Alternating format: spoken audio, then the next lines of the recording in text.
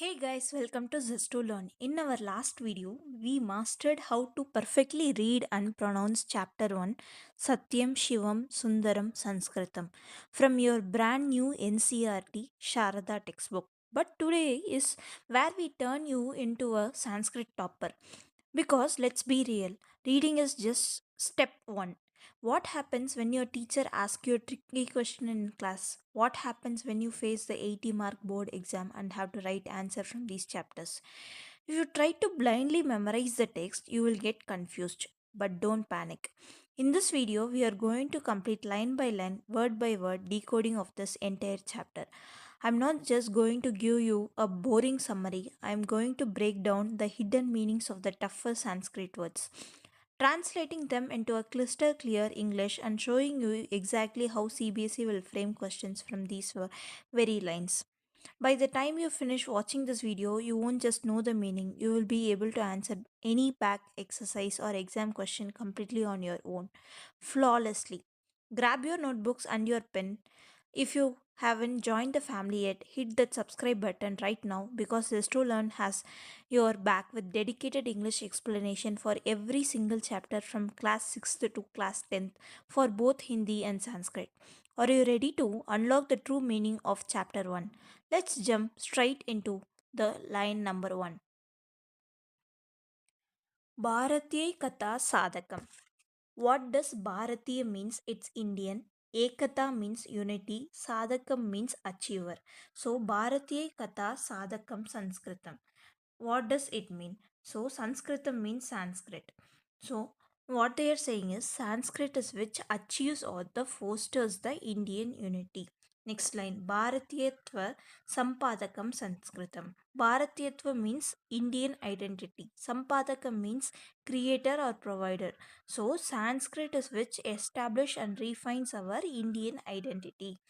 Next line Jnana Punja Prabha Darshakam Sanskritam. So Jnana means knowledge, Punja means treasury or mass heap, Prabha means light, Darshakam means exhibitor or shower. So what they are saying the Sanskrit one is Sanskrit is which displays the radiance of the vast treasury of knowledge. Next line Sarvada Ananda Sandoha Dam. So Sarvada means always at all times. Ananda means bliss or joy. Sandoha means collection. Dam means giver or bestower. So Sanskrit is the one which gives always or bestows an abundance of supreme bliss. So what they are saying in the first paragraph or the verses is Sanskrit is the unifier of the Indian diversity and the architect of the Indian identity. It acts as a beacon light reflecting a vast treasury of knowledge while bringing a continuous shower of supreme bliss. The core idea of this one is simple. Sanskrit bridges different regions of India together into a single cultural consciousness. Let's move on to the next verses. Sarva Mastushka Sanskarakam Sanskritam. What is Sarva? Sarva means all. Mastushka means mind or brain. Sanskarakam means purifier or cultivator or refiner. You can name it anywhere. So, what they are saying Sanskrit to be? Sanskrit is which purifies and refines everyone's intellect.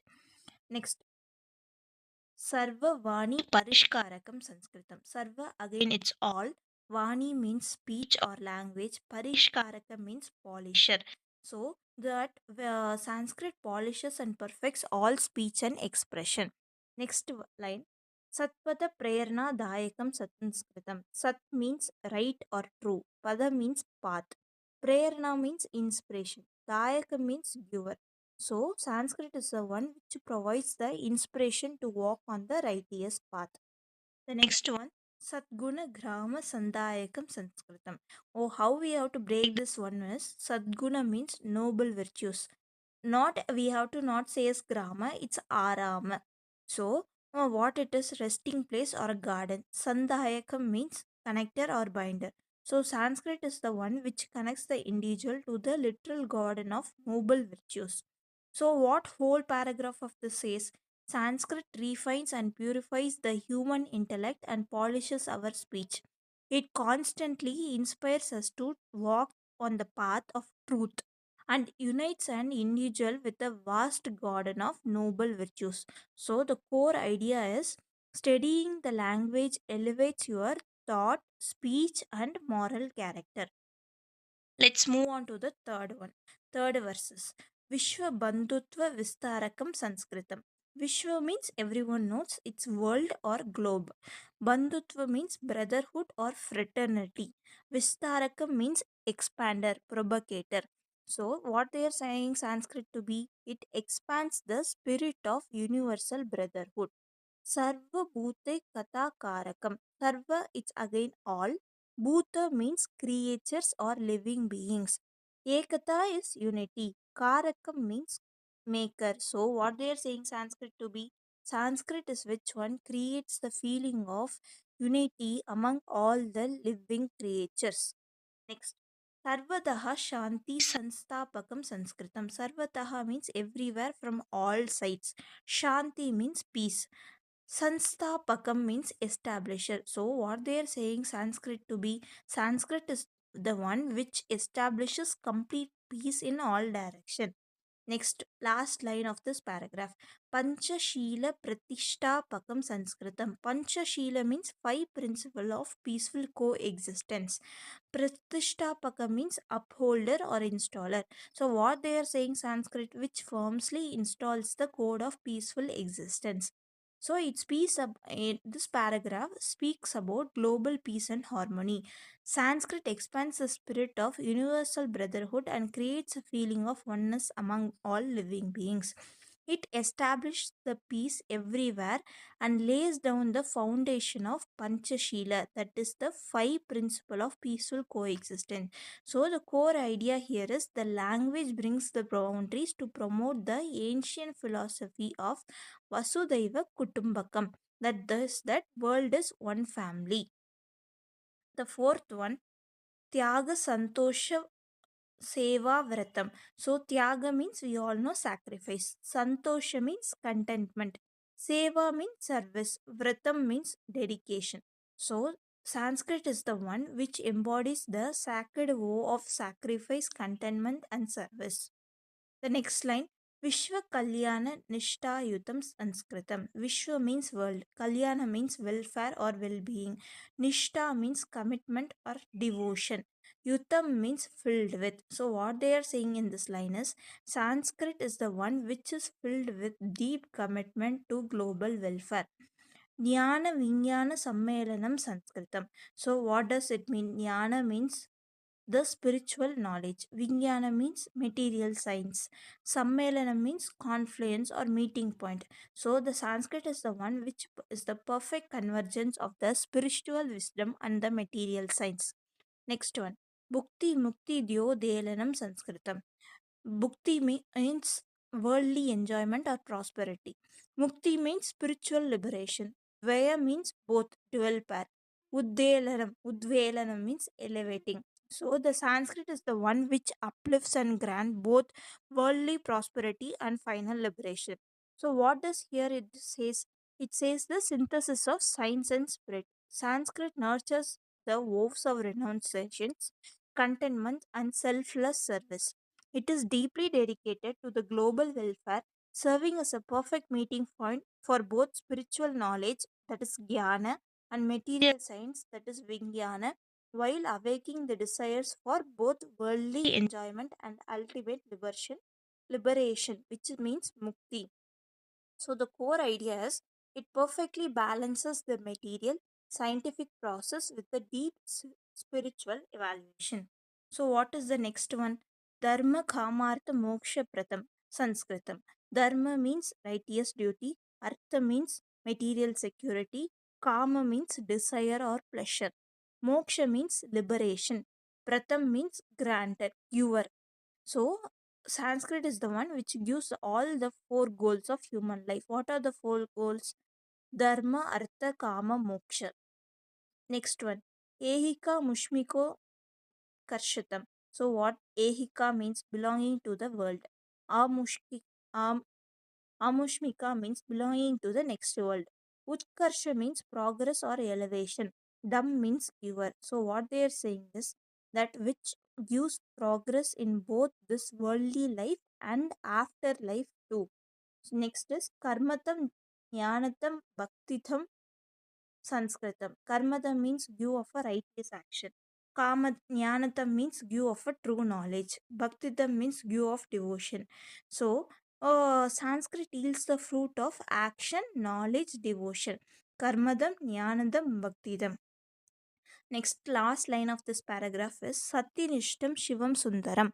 Satyanishtam means anchored in truth. Shivam means pure. Sundaram means exceptionally beautiful. So, Sanskrit is which firmly rooted in absolute truth, auspiciousness, and beauty. So, what they are saying together in this paragraph is it's an ultimate purifier of life goals. Sanskrit bestows the four ultimate goals of human life: dharma, artha, kama, moksha. It ensures the prosperity in both this earthly life and the afterlife. It yields the fruit of right action, knowledge, and devotion, embodying everything that is true, auspicious, and beautiful. The core idea is it provides the roadmap of achieving a complete balance and fulfilled life. Let's move on to the last paragraph. That is the Shabda Lalitya Leela Vanam. Shabda means words, Lalitya means grace, elegance, Leela means playful, Vanam means forest. So, Sanskrit is the one which is playful forest of linguistic and phonetic elegance. Shabda Lalitya Leelavanam Sanskritam. Next one, Charu Madhurya Daragriham Sanskritam. Charu means beautiful, charming. Madhurya means sweetness. Dara means steam or flow. Griham means house. So Sanskrit is the one which is the sanctuary from which a beautiful stream of melody flows. The third line is Vishwa Chetasya Chatmakarakam Sanskritam. Vishwa means world.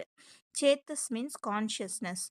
Chamatkarakam means fascinating. So, Sanskrit is the one which fascinates and fills the mind of the entire world with wonder. The last line of this paragraph and the whole this chapter is Purvajanam Yashaha Smarakam Sanskritam. Purvajana means our ancestors. Yashaha means fame or glory of our ancestors. Smarakam means monument or memorial or reminder. So that which stands as a grand living monument reminding us the glory of our ancestor. So what they are saying in this whole paragraph is Sanskrit is a playful forest of phonetic and linguistic beauty and the sanctuary where sweet melody flows continuously.